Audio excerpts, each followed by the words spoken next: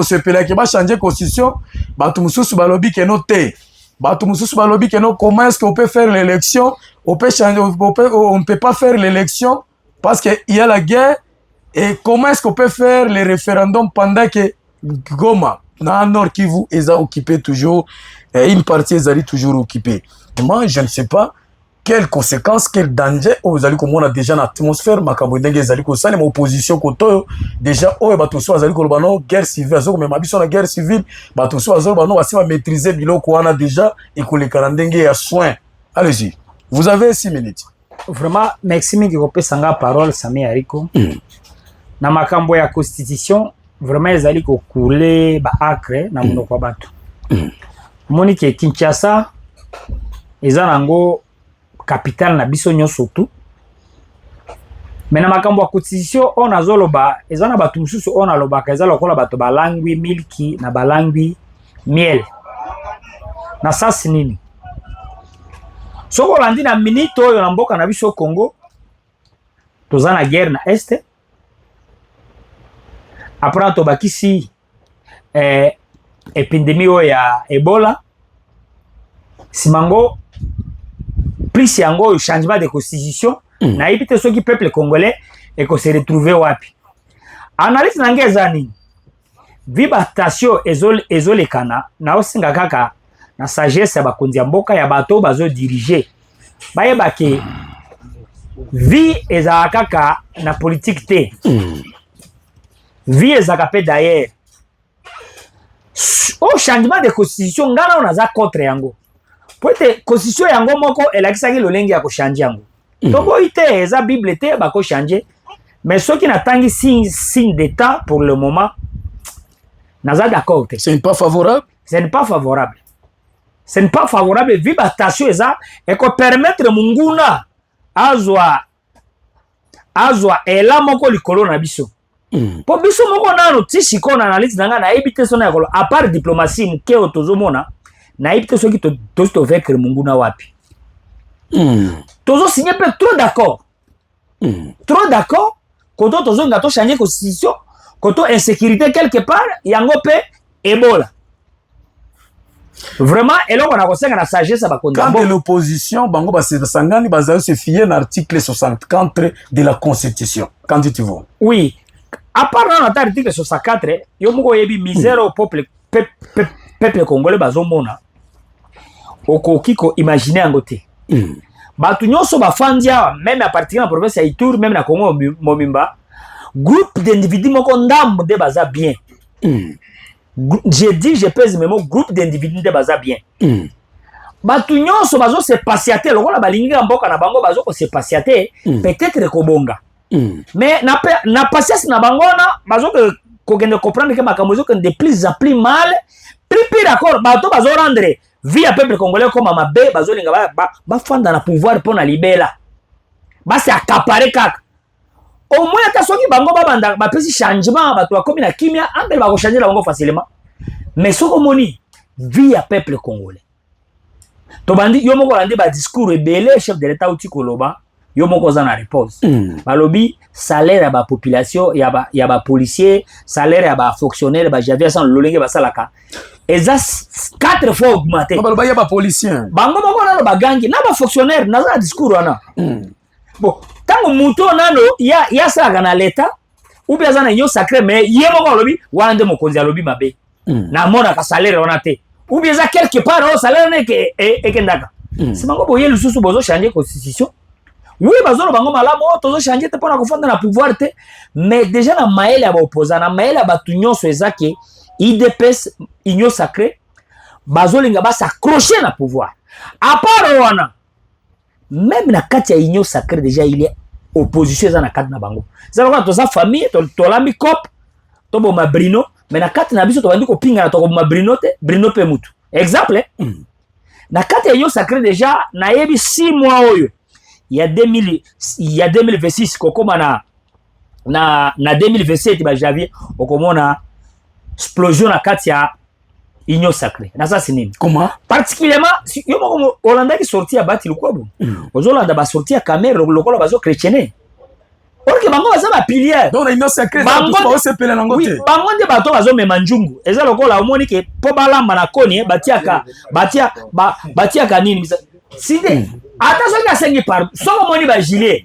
bazo ko se réserver batu ebele o baza na pouvoir wana bazo fanda po bazo bénéficier no sucre wana miele wana mais nayebi ke kokoma na 2027 tokomona makambo selon analyse soki nalandi moto aza matoro na osango so moko landi alobi ke po bachange constitution loba mokonzi ya mboka akufa aseko abapesa ekombo mosusu nde ekoko change nga pe de la part na nga nalobi ke bazwa mbulie peuple congolais pamba na minute ezalaki totala drone ezo atake Kisangani ndenge nini est-ce que Kisangani ekokweya la fois dernière toko récupérer Bunagana ndenge nini toko récupérer Goma ndenge nini est-ce que tozo négocier na diplomatie toko récupérer nde loko to est-ce que na guerre ou bien na diplomatie nde loko to raisonner ba contrôle to sala ki na États-Unis d'Amérique bazoya contrat ne kozala ndenge nini très bien par la biso za ndenge nini nde eloko toko banda ko raisonner mais na minute oyo naza contre makambo changement ya constitution pona monike et comme ma peuple mabe. Très bien. Avec Xavier Zouana biloko mwe peso boule, totia no pasteur na sina zui totia pasteur Gilles Mulindwa, aloba kinini. Bato ali na pesi bino sombote na nini. À tout à l'heure. Ah, ndeska le Romain c'est Sami. Nabanzi Olandi prophète Gilles Mulindwa na pesi mbote côté azali. Eloko ekamwisi nga eza aneto mondimi na ye alobi makambo mususu na ye pasteur ne alobi makambo mususu bo bakobongisa ngo na kati ya église kuna na ndenge ya kikolo bakoyoka na babongisa soki ya koexcommunia est-ce que aneto akobima église na yebi te non c'est que parce que déjà la question wana ye na pasteur na ye bazo diverger c'est que aneto pesando bazo diverger nalandaki extrait wana ya bon namoni agitation wana ende kosami agitation za makasi. Oui. D'abord, moi je voulais préciser une chose. Bana changu wana il faut ba comprendre que Congo eza changu eza Congo te. Congo eza propriété ya changu te. Po ba zwa biso aneto koto yo bafwana koto zo ba nini Congo eza changu te. Congo eza li ville de Kinshasa. Plus les 26 provinces. Donc agitation na bango muke ya Kinwana, ça ne nous concerne pas. Ils doivent savoir ça. Depuis le début à débat ndeko Sami nazolanda ba agitation ana porté siko officiellement position ya parti nangai alliance de forces pour le bien-être du Congo FBC ya mama nene kulu na pesi mbote côté azolanda biso certainement kolanda biso na bilili tangu bato ya C64 basala ki sorti na bango mona ki réaction na ngai tolamuki C64 Katumbi na kati ndeko bienvenue azawa Eside Martin Fayulu Kabunde Delice Sanga. J'ai vu quelques figures et là quoi liboso na nous prouvé que ces gens n'ont pas la population avec mobilisation à journée de grandes figures comme ça est capable de mobiliser bakeko pona na salle moko ya muke po baba so bakena na salle munene ba obeta fiasco. C'est le premier constant. Je vous informe après biloko wana conflit eza na assemblée. Namoni bato ba désavouer Mukebay pour incapacité de mobilisation. Les images je te dis je vais t'envoyer des vidéos. Nazanango ezali nako balancer secrétaire général azolo ba Mukebay lembongo etc. Donc Mwamba ekoti zéro déjà chez Bambo. Mwamba ekoti zéro. Pourquoi? Je pense que l'ingénieur a le message pour la bande de comprendre que le peuple n'est pas avec eux. La sortie de la plateforme net, il faut que tu vas sentir force. C'était pas des petites figures. Bah figure voilà et à Kinshasa ils vont nous donner aucune explication qui justifie la faible mobilisation. Ça les nains. Oh Ebola exact, oh nini exact, oh restriction exact, oh bah petit ça va se réunir. C'est ça que je vous dis que ces gens ce sont des produits impropres à la consommation de la politique congolaise. Et ça se prouve avec les actes. La faible mobilisation. Et banda le loten de Kosami. Bandeko babanda fiasco depuis. Oui, bien, pour le cas Félix n'a pouvoir. Et ça, les baby, c'est là, bah, Dieu. Mais on prouve qu'effectivement, il dépasse la raison tant qu'on a opposition, ils ont rendu. Bah, Dieu, bah, la salle, oh, devant la scène, chaque jour, bah, ça, comme 100 personnes, bah, Panzani. On te voit ça, pendant un mois, bah, ça, 2 fois, et Shindikana. Donc, à chaque fois, ma initiative, ils ont l'accès que le peuple n'est pas avec eux. Moi, je ne veux pas entrer dans ces débats-là. Il y a mon ami même aventuré nos obenga, merle, vous, tout ça, qui était là-bas, est parfait, connu. Oh, moutazolo bageno, oh, et ayebi kolekanga, mais ça, c'est toi, mais pas nanga. Ayebi kolekanga. Et puis, ouais, là, on les pose dans le cerveau, il y a un zambete, dans le cerveau, net yanga. Ah, tu vas na masololo. Bilo, on a un complexe d'infériorité. Bato musu bakasaka que le fait mutaza na Kinshasa ndaza mayele koleka mutaza province. Moi je souffre pas de complexe d'infériorité. À Kinshasa j'ai abordé oyebi na ba plateau de députés nationaux. Je les ai affrontés au plateau à Kinshasa. C'est pas un merle vous. Avec qu'on se mesurer le lot, c'est ce qui m'a fait en tout cas c'est ce qui m'a donné la chair de poule. Azana politique a se greffer derrière ba grano poakola.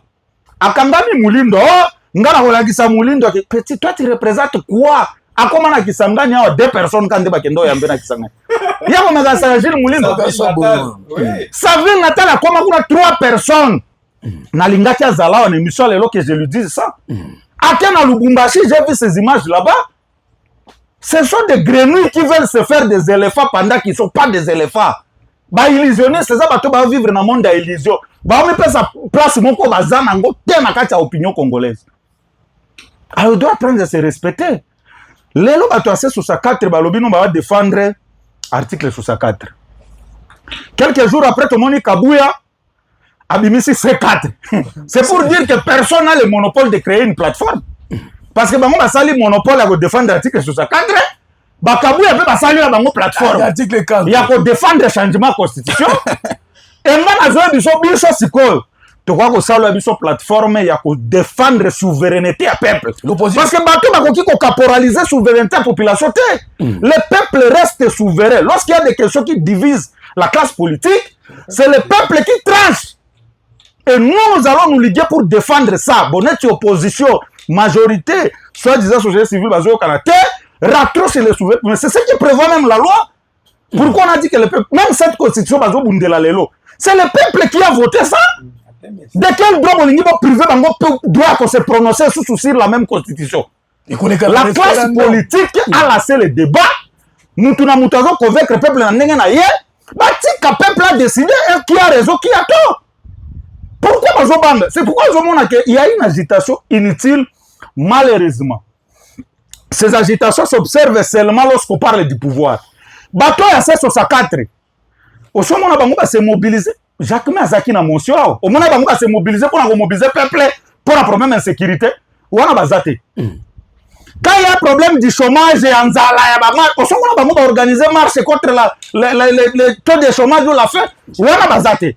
Mais lorsqu'il s'agit de pouvoir, il n'y a pas de marche et puis on a bango, oh non, bon, il y a se mobiliser pour ça ne peut pas se passer. C'est un bango. Ils ont le pouvoir, tout le monde a la guerre à position. Oh! Tous! Parce que là-bas, il y a l'élection, ça m'a pouvoir. Vous êtes trop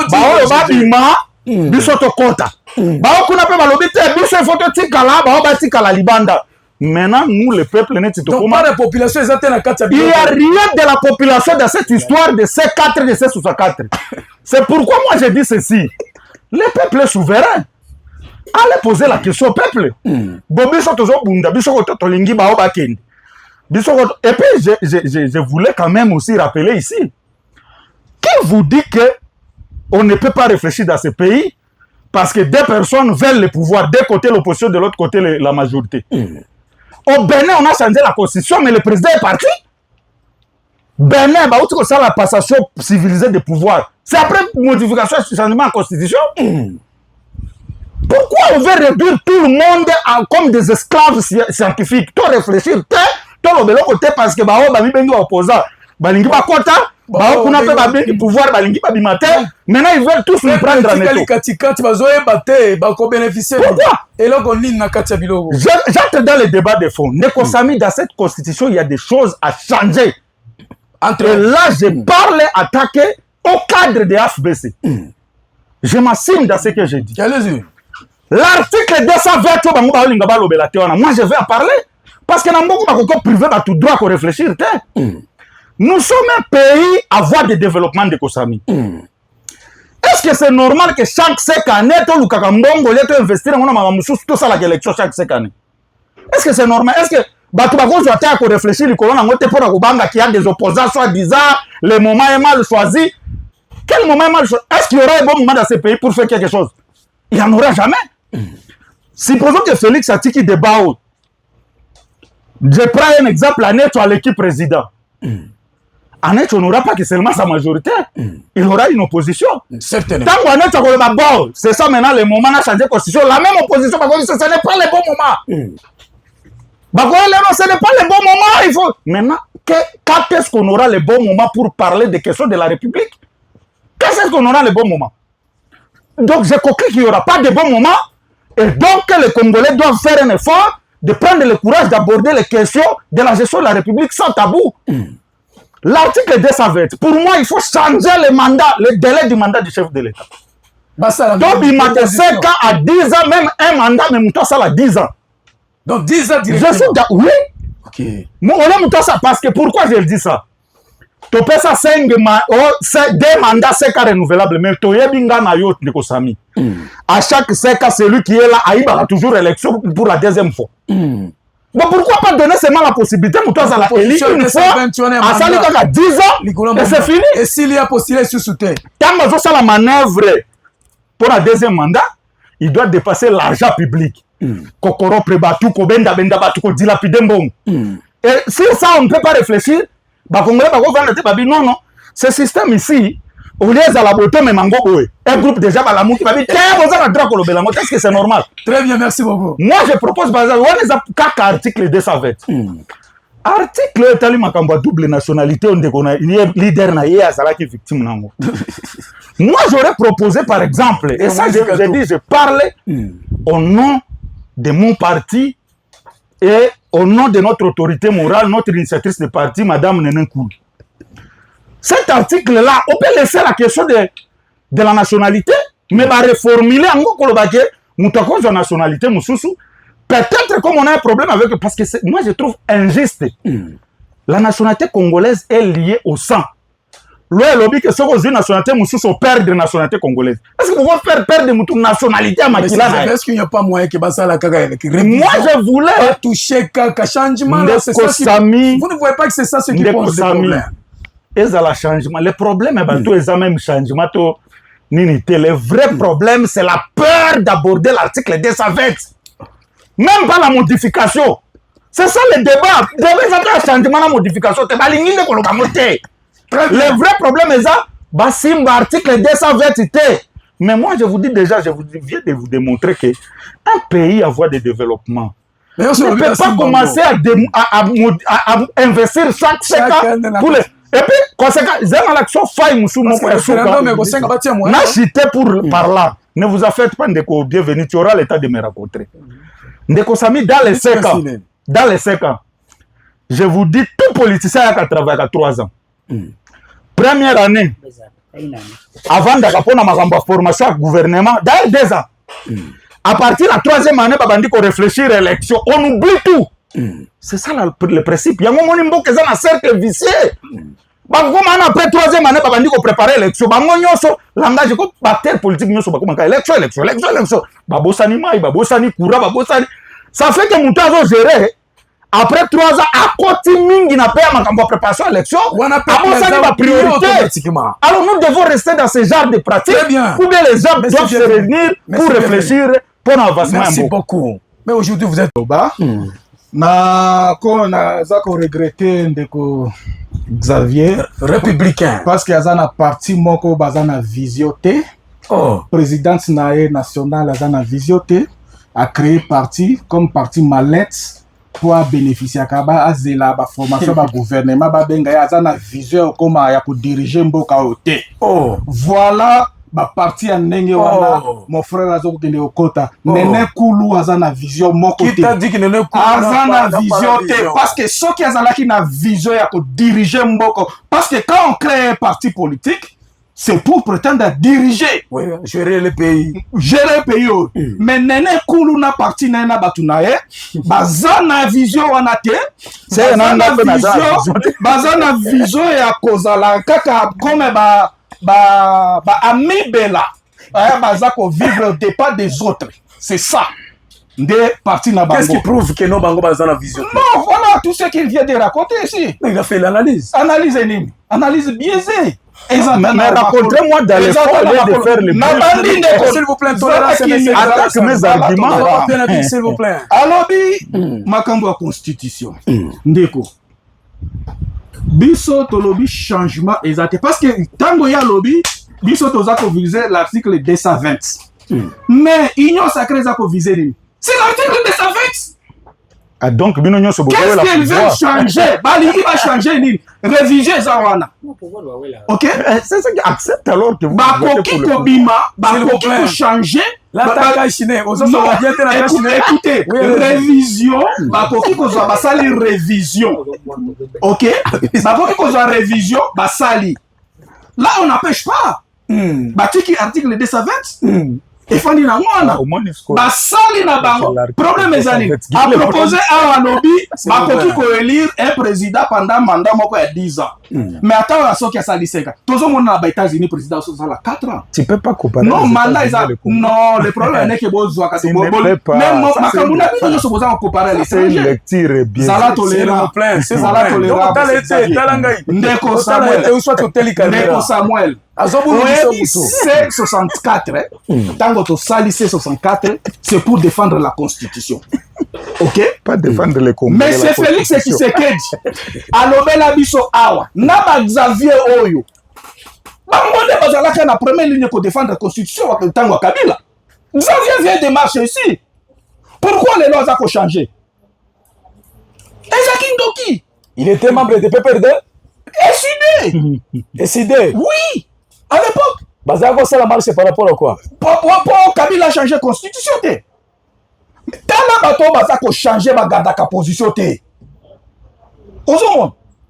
Lobby ozalaki contre le changement de la constitution ou bien révision de la constitution. Les lois commis pour. Nini et tu as changé. Parce que Bazako Luka, Nene Koulou, a s'accroché à Luka, moi posté, voilà, va se retrouver. Mais Balobi que ce changement quand même à la constitution, va passer par le référendum. Ndeko, na édition, référendum qui va décider. Référendum, et ça vote. Oui, tout à fait. Référendum, l'élo est coûté des milliards de dollars. Ndenge moko na élection. Des milliards de dollars. Référendum, il faut s'aller sur toute l'étendue de la RDC. Mais pour des objectifs. Ok. Pouvoir. Sur toute l'étendue. Ndeko la référendum. Na pays est occupé. Une partie à Yamboka est occupée. Batouan Nalobaka Batua Sud Kivu Bukavu Goma Ruchuru Massis. Bazaba Congolais. Chef de l'État Lobaka élection qu'on les capte tant que non. Balobi voilà élection qu'on les capte. Alors référendum c'est quoi Salami? Référendum ndeleka. Ce qui est élection qu'on les capte référendum ndeleka. Hein? Référendum ndeleka élection les capte. Mais ça contradiction. Et ça contradiction de Konangai. Pays est occupé. Bon, nous connaissons nini pays ezonga moko. Bon, nous connaissons nini pour sa société nini droit ya kolia ya komela mai courant nzela ya kosili c'est la vision bona. Mais c'est Xavier Assane Alobi qui c'est ça ma préoccupation. Bino ba opposition bozoko kate ko sala ba marche ko organiser ba marche par rapport na nini banzala ba biloko wana. Vous focalisez seulement sur l'opposition. Qu'est-ce qui se passe? D'accord. Ce qui gouvernement la bango est capable de satisfaire la population. Qui doit faire l'équilibre? Population. Combien de fois aussi Tolobela? Kolobela makambo ya nzala, makambo ya mai, makambo ya électricité. Tolobela opposition lobela. Mais leur gouvernement est capable de résoudre. Combien de marches? Combien de marches? Ok.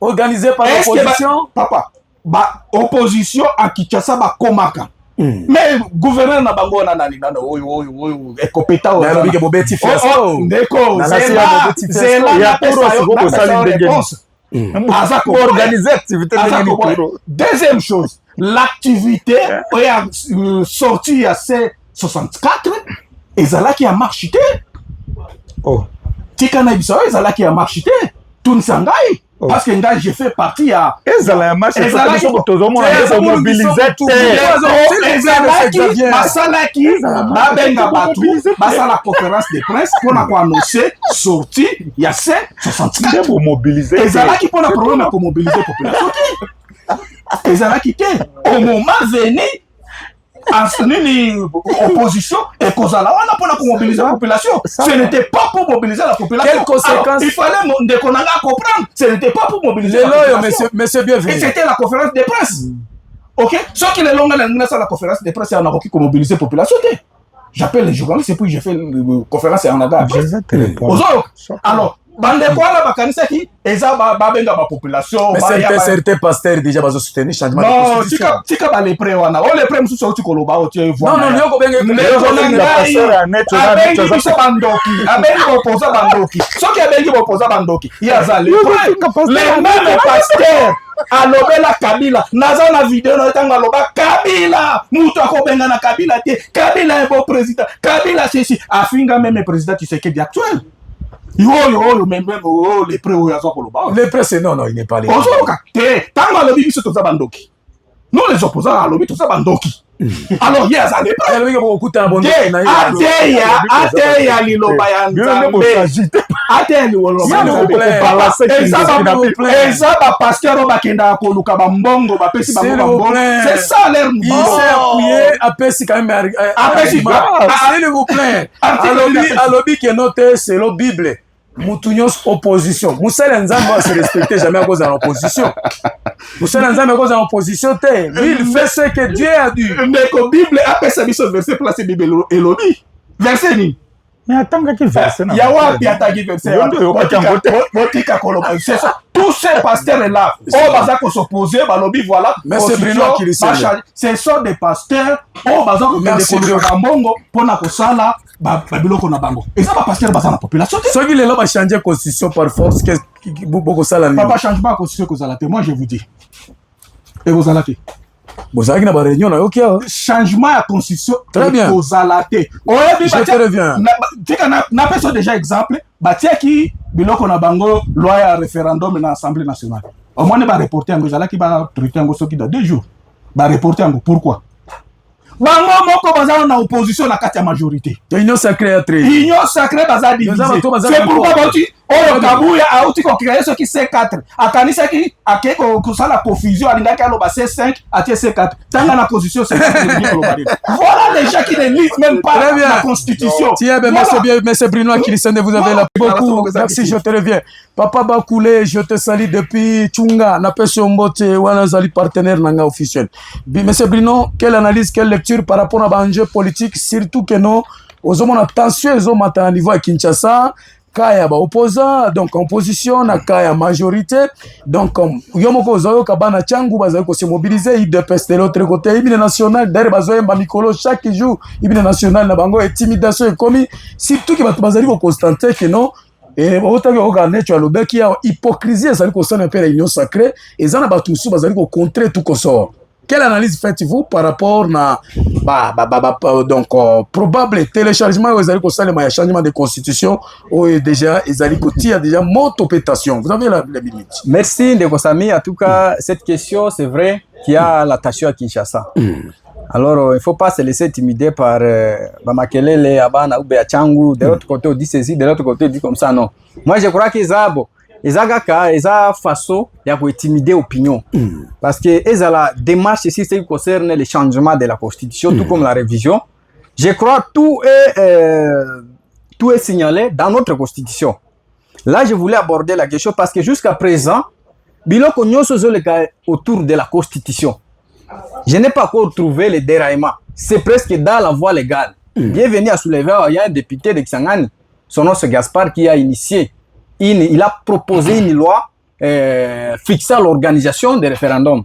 Ils sont en train de suivre d'abord les chemins qui est demandé par la Constitution, comment il fallait changer la Constitution. Pourquoi cette loi est à pleine examination par la commission politique, administrative et juridique de l'Assemblée nationale jusqu'à présent. Et c'est après cela que nous serons maintenant au courant si on veut changer la constitution ou pas, mais il y a déjà une loi qu'on a déjà déposée à l'Assemblée nationale. De l'autre côté, on dit que non, le peuple a refusé le changement de la constitution. Chaque personne prend des positions à utiliser le nom de la population. Or, ici, là, si on dit qu'un député fait une proposition de la loi, il y représente qui? C'est le peuple, non? C'est ça le problème. Parce que de l'autre côté, si l'opposition dit que non, nous sommes en train de mobiliser le peuple. Et les représentants de ces peuples, et aussi ils ont leur plan. C'est ça le problème. Parce que je vous dis que ces députés, son nom c'est Gaspard. C'est lui qui a déposé. Un député, il a un mandat de ce même peuple, non? Vous comprenez? Et ce qui est problématique, c'est quoi, Samy? Ici, j'aimerais donner la matière à la population de réfléchir. Parce qu'il dit, ici, la souveraineté appartient à ces peuples. Vous savez? Alors, sur ce qui concerne les faiblesses de la Constitution, c'est vrai, au début, notre Constitution possède 229 articles. Et pour débattre autour de cette Constitution, il fallait prendre le temps de lire ça. Pour diagnostiquer ou encore détecter les faiblesses et la force de la Constitution. Et j'ai trouvé à un moment donné le temps de lire la Constitution. C'est vrai qu'il y a trop de faiblesses dans notre Constitution. Ça va demander maintenant à la population... Ça demande des retours. Oui, moi je vais exposer cette faiblesse. C'est à la population maintenant de choisir est-ce qu'il fallait suivre la majorité ou encore suivre l'opposition ou comment. Ça va demander à la... Moi je vais leur donner seulement la matière. La faiblesse que nous avons répertoriée, la première des choses d'abord, l'article 217 dont on parle. Je ne sais pas si les gens ont déjà trouvé le moment d'exploiter cet article qui dit quoi? La République démocratique du Congo peut conclure des traités ou des accords d'associations ou de communautés comportant un abandon partiel de souveraineté à vue de promouvoir l'unité africaine. Donc aujourd'hui, là, s'il faut qu'il y ait une accalmie dans la région de Grand Lac, chez nous, là, c'est autorisé d'abandonner partiellement une partie de notre souveraineté.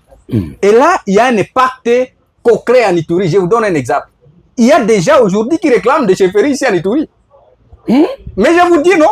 Est-ce que c'est mensonge? À Irum aussi. Il y a des gens qui réclament 22e communauté de l'Ituri.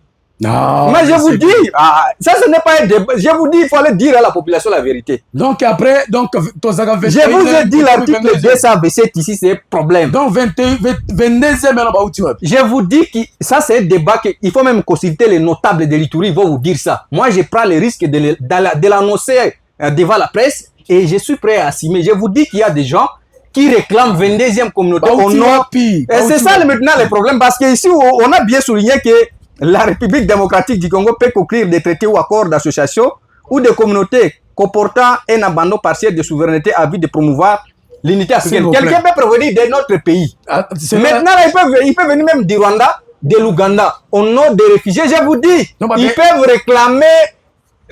mais il fallait interpréter cet article, non? 217. Vous voulez, c'est ça la logique. Vous comprenez? Et c'est pourquoi je vous ai donné. Donc, non, j'ai compris, selon l'esprit Même les prophètes derniers, tu as dit ça, non? Il a dit. Mais monsieur... Il a dit l'article là. S'il vous plaît. Parce qu'il fallait interpréter aussi de votre manière, mais c'est ça l'article, ce n'est pas un secret. C'est ça. C'est-à-dire, peuple mongo bakoza l'abandonner, babimi kuna na Uganda. C'est ça les Français, s'il vous plaît, bako un peuple minoritaire. Ah oui. Bakoki koya, basengi bakoti na communauté. Nous allons abandonner partiellement notre souveraineté. On a signalé ça dans l'article. Donc, bako réclamer pe mabele. Mais oui, ils peuvent réclamer ça. Et bandit déjà. Et ça s'est fait et d'aider aussi. Vous savez que dans cette constitution, la constitution de la RDC ne reconnaît pas la superficie de la RDC. Il n'y en a pas. Nulle part on a signifié la RDC à telle superficie. Il n'y en a pas dans cette constitution. Et si vous regardez maintenant pendant la conférence de Berlin, la RDC n'était pas considérée comme un État, mais comme un réservoir de puissance occidentale. C'est-à-dire n'importe qui peut venir, il exploite ça. C'est pourquoi on avait confié ça dans la main de Léopold II. Non comme un État, mais comme un réservoir. Et quand j'ai lu maintenant cet article ici, 227, en tout cas, n'importe qui peut venir ici et réclamer une partie parce que c'est difficile aujourd'hui.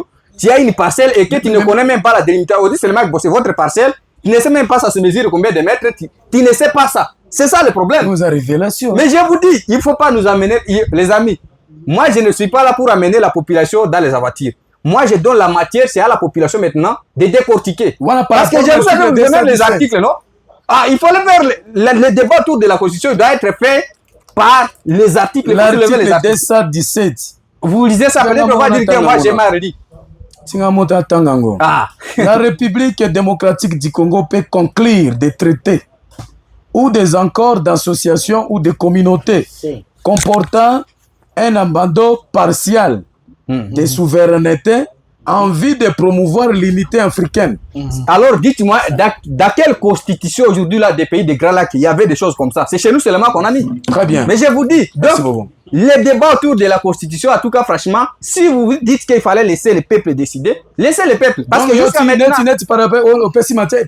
j'ai donné la matière, c'est à la population maintenant de décortiquer. J'ai donné les Donc, vraies vous voulez faiblesses. dire qu'il y a des dérapages dans Il y, cette en a, constitution? il y a des faiblesses dans cette constitution, ça c'est clair. À ce stade ici, est-ce qu'il faut réviser, toucher, à partir où soit changer? Moi, je crois, je vous ai dit, il y a une loi qu'on a déjà déposée. Nous attendons après l'examination, nous allons prendre pour éclairer la terminologie. Parce que je vous dis qu'il y a une loi déjà qu'on a déposée à l'Assemblée nationale. C'est un deuxième round de bandit. Vraiment, merci mingi pour la parole. Oui, eza pasi. D'entrée de jeu, na lundi janvier, et puis na lundi extrait, il y a prophète Nanga Gilles Moulindo, donc je l'aime. Et puis, naza moko banyo na ye. Na profite ko pesa ovaka masusu mbote na apôtre Fabrice na Kisangani esika na kote la tout moment na plateau. Eloko na koloba omoni na kopesa bato exemple simple ba atangaki verset un prophète ou bien un bon pasteur, un prophète nzambe apesaka ye révélation pour ayebisa bakambi ya mboka. Kala na Israël ezalaki ko se diriger par les prophètes.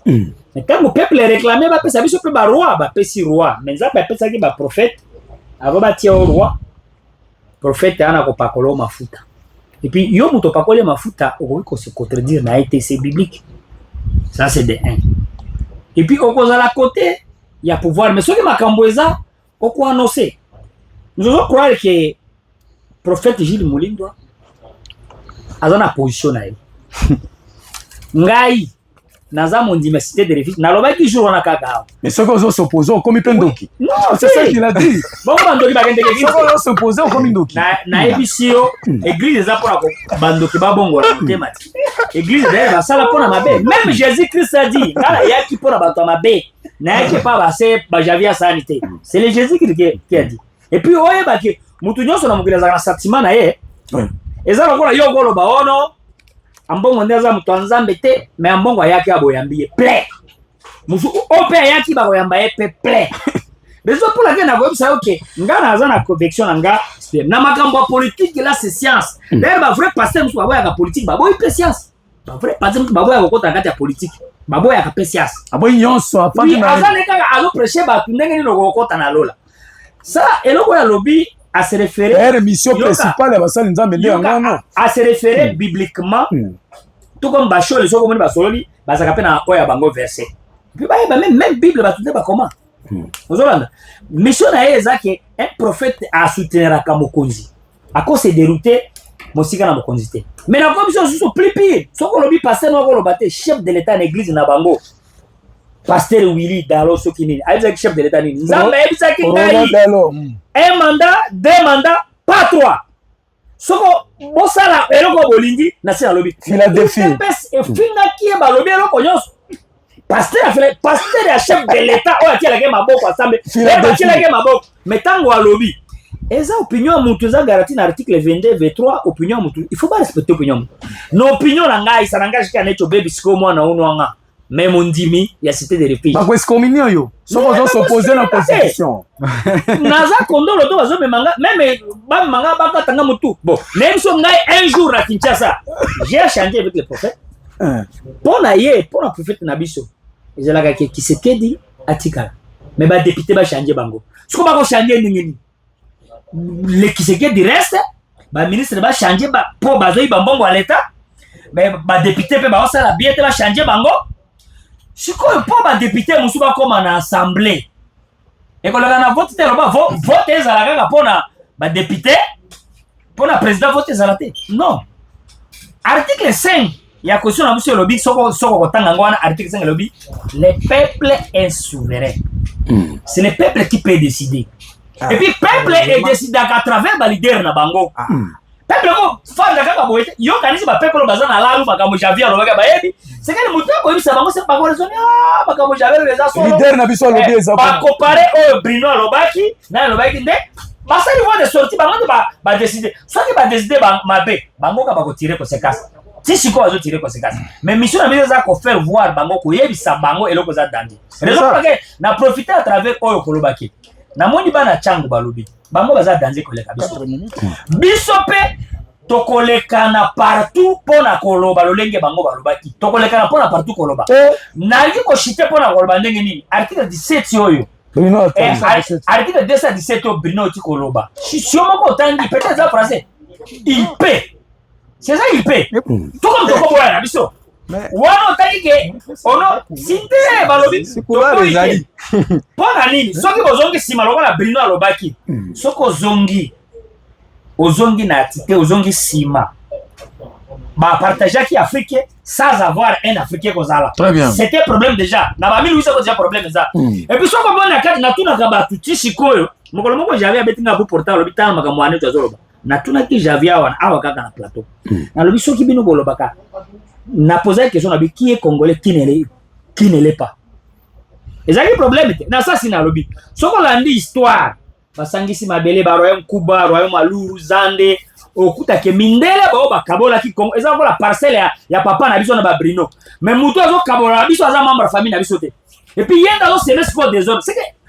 bandele wana na likopa na bango batiaki babulu yeki oyo na kati ya constitution batiaki batiaka babulu yeki na mokili po bango baba ndo revenir kaka vers biso à tout moment raison pour laquelle attends to réfléchir ne biso toko réfléchir na makamususu mais comment on a suprématie na bango bazo ya kaka fanda 4 minutes c'est silé nde achita na lobi que pour le moment naza contre changement de constitution pour être peuple zana na misère et comme batu na misère les plus pire et puis na yebi changement ko sale maté plan ya IDPS zandenge nini lokola batu na bango ka IDPS union sacrée basala ko biso na kati na bango pour ko se positionner bazo pesa mabulu yeke bao bazana pouvoir bazo linga kena kati ya pouvoir na bango batu na bango bazaki infiltré bakimi na M23 bakimi na Uganda bazonga na copte bakale bango bazo linga tie koma na ba 2028 ba 2027 na katikati nde bandima oyo Fayulu asengaki basala dialogue ya batoro puis bafanda comme ça basala transition pour na élection bazo na émission kanga date ya lelo référendum c'est ça bongo bango bongo élection zate siko référendum c'est bongo te référendum ezambongo te même motana même élection na ba détournement esengeli basala sinde référendum koto ebola koto guerre na est référendum eko avoir lié wapi eko bandela boni raison pour laquelle qu'on a découragé batu mibe qu'on a vu ça bien à 80%. Je répète, je pèse mes mots, constitution oyo eza bien à 80%. Ba reconnaître droit ya via batu nako tanga ya malamu. Article 5 le peuple est souverain. Et article 16 lobi non, j'ai droit à la vie. Très bien. Mabe ngoza wa. Article 48 lobi ça biso pas, il va faire courant. Très bien. Monsieur Xavier, s'il vous plaît. On a déjà des problèmes. S'il vous plaît. S'il vous plaît. Monsieur Xavier, 100% parfait, mais na lobi caution vous avez 4 à 70% à 80% za ngo bien. Bako modifier le ko changer te. Et puis caution yemo ko lobi lolenge ni no bako modifier. Même position ya Bemba, ya pe Bemba Bugombo. Oui. Quelqu'un ministre de transport azoli ya mbongo aleta lobi ndenga yimu tupambo. Ngana lobi constitution lobi ndenge bako ki ko modifier et lobi ndenge ya changer te. Merci. Oh bato bazonga ba changer ça c'est la place de bien. Bako kuta biso na balabala, bana barrière, bandroma na zo pour sensibiliser les mêmes makambo. Soki bakoboma biso tokoloba eza mboka na biso nyozo tu il n'est pas congolais qui est merci Unwanga de la baladi merci Anecho baby la première différence entre Ngana Bango c'est lorsque j'aborde les questions d'État je ne l'aborde pas sur des individualités na micro et on a prestigé qui intervention à Bruno lorsqu'il voulait laver la responsabilité du président de la République non sur les matières à contrôle mais c'est ça maintenant la différence entre Ngana Bango. Bango aborde, si tout bienvenu, il aborde les problèmes par rapport à Katumbi. En même temps, aborde les problèmes par rapport à sentiment personnel. C'est ça la différence. Maintenant, non, c'est ça. Moi maintenant j'aborde mes problèmes. Je reste dans la raison. Et je donne toujours mes arguments pourquoi. Bon, bien qu'il y en ait qui peut faire ça, il y a des arguments qui sont convaincants. Mais la difficulté chez Annette, c'est que les sentiments priment sur la raison. Donc populisme. Non, populisme était donc au moins il y a un sentiment mon wana boye. Ouais ça va que na ba lecture na ye. Ba sentiment na ye prime ka la raison. Na ba ni na makambo ya lobi ba droit à la vie tout ça mais exactement c'est ça également le problème. Ouais bi article né à droit à la vie wana. Nde sali lelo na mboko ndeko sami mutu akoko détourner mbongo so bolingi bo exécuter alobi il a droit à la vie. N'allez pas sur l'andamai. Nous allons très bien. Et là on est wana. Article non on a sali le criminel. Abomi mutu ba monique abomi mutu. Mettons balingi ba kende ko exécuter peine de mort akobimela bino j'ai droit à la vie. C'est-à-dire tant ya abomi mutu on a ça droit à la vie. Tant ko sambe ça ya akobimela na article na twana droit à la vie. Droit à la vie. Bo mangate. C'est pourquoi au moins ba texte ndenge lambe misiko yemo kutalobi yango. Ba texte ezaki adapté na ba réalité ya kala. Et deuxièmement, ba texte oyo elambami na réalité ya bandele. Biso toza na deux réalités. Un homme blanc lelo ayebi ke consciencement c'est un problème. Consciencement. Un Africain n'est pas encore arrivé à ce niveau-là. Conscience africaine ça la gâte. Ce conscience africaine ça ça ndeko sami. Mais les autres vivre avec tout ce qu'on a, ce qu'on vit ici, on n'allait pas vivre ça. Alors pour un Africain, il faut des textes dire qu'il ne sera pas pareil avec les textes des Blancs. Pourquoi les gens ne veulent pas qu'on en parle? Article 5. Problème aux liés déjà dans l'article. Droit de la vie. Alors, ndeko bien venir à l'obino, voilà, affirmer, heureusement. Bango va se défendre une constitution. Peuple était, peuple était, bango était. Il a dit ça ici, non? Donc pour eux, c'est le sacrifice. Vidéo Zali, heureusement, le défendre le peuple. Constitution, ce qu'on dit, c'est défendre des points de vie à peuple. Au moins, différence entre les la Constitution, on a défendre l'article 220, il faut arracher tout. Il faut que Tozali, parti moko sans ambition, parce que au lieu de gérer, il faut vivre. Si il a donné un exemple là.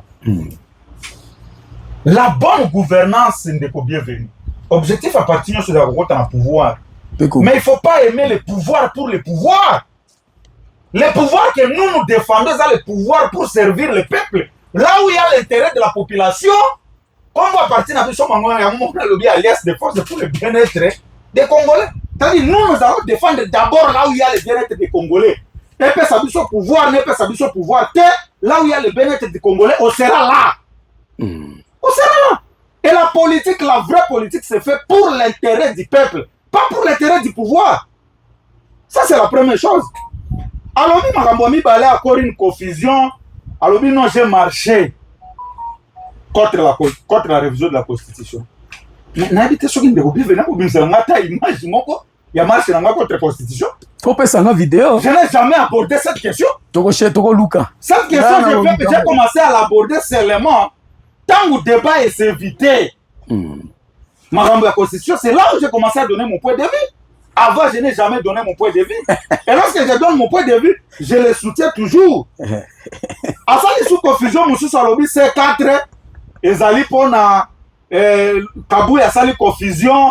Il y a article 4. Mais Kabou, ou bien bienvenue à l'actualité, en beau cato à l'actualité. Kabou, il y a ça, il sorti à l'objet, C4, ça n'a rien à voir avec la Constitution. C4, c'est la coalition, il y a des Congolais à 4 zones linguistiques. On va défendre le changement de la Constitution. Ça n'a rien à voir avec les articles de la Constitution. Donc, encore une autre confusion. Alors, le grand problème, c'est quoi, Ndekosami? Moi, je pense dans tout ce qui se passe dans ce pays, l'homme politique congolais, il faut apprendre au-dessus l'intérêt de la population. Or, dans le format actuel, je t'ai démontré ici. Alinga Ambelira, nous voilà. Qui point de presse, est-ce qu'il y a un point de presse un leader qui mobiliser tout? Si c'est vraiment leader, ça quand ça mobiliser tant que tu n'as pas dit que le public bakoya et délai. Est-ce la point de presse, est-ce la sortie point de nini bakoya? Leader atika leader. Maintenant c'est Fayou Lelo. Est-ce qu'il a besoin d'appeler les gens? Venez me voir, venez me voir. Un leader tant mobiliser kaka Samuzo qui est déjà leader à ça, leader à ça de batu bakoya. Tala Kabuya tango tambola, est-ce qu'il y a bien batu?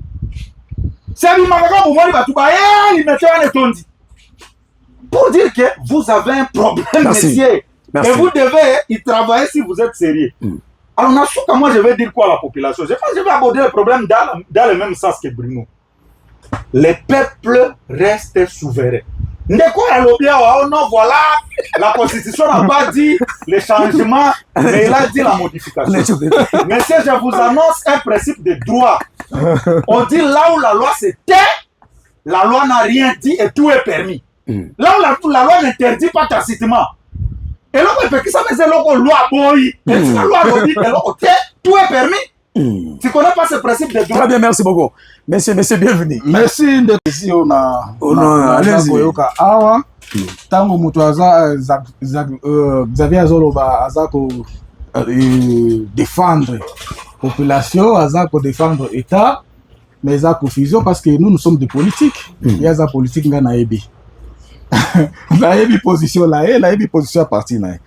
Aïe, on défendre la Constitution. Oui, on défend la Constitution. Le peuple. Constitution, oh, ils allaient qui? Voté par qui? Par le peuple. Et ça, il y a peuple. Mais si nous besoin son peuple à comment qui on va commettre la carte. Et ça, peuple en dit qui encore. C'est-à-dire, nous défendons la volonté à peuple. Et ça, il y a Néné Koulouté. Et ça, il y a l'Union sacrée à Kabouya.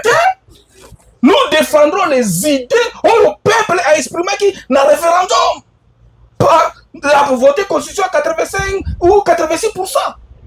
C'est ça le débat pour. Ils ont regardé un système Tous défendre Ango papa. Nalobi les sous de Samuel. Tango balobi, tous a quoi bisa bango que changement à constitution. Et constitution prévoir en voter. C'est pourquoi le député a ici que ça la loi référendaire parce qu'Alingia Kotissa président de la République a changé la constitution dans la loi référendaire wana. Tosi tostangi moi exemple il y a loi wana nazana ngo. Ce qu'on va dire dans l'article 81 pour quitter. Mais et comme bloqué par rapport à quoi? Et ça bloqué par non, oui, il y a une division entre bango. Union sacrée dans la division. Donc il y a des blocages à l'intérieur. Donc na kati union sacrée, au moins sorti à Bemba. Bemba lobi révision, oui, changement non. Bemba c'est artisan. Lui il se focalise il y a biloko ba position wana. Na article 217 yo ya lobi. Mais il faut qu'on comprenne l'article 217. Ndeko Bruno et souveraineté na biso eza kotia mabele te.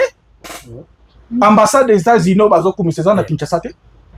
Nani akendaka na ambassade des États-Unis lokola oyeka ko kotika kabwe. Eza souveraineté na bango. Très bien. Nous aussi on a la même chose chez eux. Voilà, c'est ça, c'est international. Et puis Dédé, on est bien. Baloi, ceux qui sont au CD, écoutez, ceux qui sont au CD, s'il vous plaît, au CD, terre nabiso, nous devons passer par le référendum. Écoutez, c'est un nabiso, et un article 5, et préparer un référendum sur 3 cas. 3 cas. Voilà. Okay? Oui. Premier, et ça pour un changement à capital. Ceux qui ont lingi même à capital, ils ont popa. Allez, voilà, il faut que les référendum. Ok? Ceux qui ont lingi to cédé mabele na biso. Pour la unité article 217, il faut aller à référendum. Troisième, ceux qui les 2 chambres, ils ont un problème entre Sénat, Assemblée. Merci, monsieur. Il faut que les canards national référendum. Changement à constitution. Oui, c'est tout. Merci. Tant que je comprends aujourd'hui, vous concluez. Na comprendre la position à Bruno. Je comprends. Non, le problème c'est quoi? Je comprends. Laissez-moi.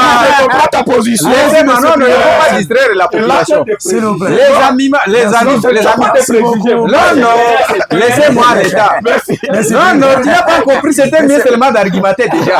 Parce que quand on a bimisa par article, la population a kabiso. Non, vous avez dit que c'est non, ça. c'est la population. C'est la population qui va juger. C'est ça. Malheureusement, vous voulez prendre la population en otage. Non, vous n'avez pas non. Nous ne prenons pas la population. Non, vous cherchez à prendre la population en otage. Il faut laisser à cette population de décider. Malheureusement, vous, c'est ça. Non, attendez. S'il vous plaît. Je retire la parole. Laissez-moi la parole. Je retire la parole. Monsieur Bruno. L'article 217, peut-être que vous ne comprenez pas. On a bien dit paix. Les paix là, c'est-à-dire on a laissé le couloir. Il y a quoi de référendum encore là-bas? Même ça, référendum, on peut aller parce que l'article 217 a déjà dit paix ou n'est pas. Oui. On peut aussi refuser, tout cas, on peut accepter, mais il y a la possibilité. Non, il n'y a rien, on n'a pas signalé le référendum dans cet article. On n'a rien signalé. Et c'est ce qui concerne sa population vérité. Papa, vous voulez, ne faut pas mener la population. Laissez-moi citer. Le problème, c'est quoi? En tenant compte de cet article 217, vous savez, aujourd'hui, la MV3, j'ai toujours dit, même au début, j'avais dit, il y a des revendications politiques et sociologiques. Il y a des gens qui réclament la congolité à travers cet article-là pour se reconnaître des Congolais. Merci beaucoup. Monsieur Xavier Assane, merci pour la présence et la participation. Merci de vos amis, mais les débats étaient tellement intéressants. Non, samedi, vous êtes samedi, il y a même débat, mais là, il va s'inviter. Tu as 3 personnes, tu as la seule combien tu es en situation. Comme ça, tu es bandé. Merci pour la présence et la participation. Merci, Ndeko Samuel. Merci pour la présence et la participation. Merci, mais débats facilité. Facilité. Il y a que des poissons. Monsieur Xavier, monsieur Bruno, merci pour la présence et la participation. Merci. En tout cas, nous allons venir encore avec force de ce débat. Yo, Xavier, ozalaka na complexe mingi, mais na lingaka yo pour l'analyse. Oh, malgré yo, oza politicien. Pourquoi Xavier azalaka agité de va bienvenue? Non, bon, je ne sais pas.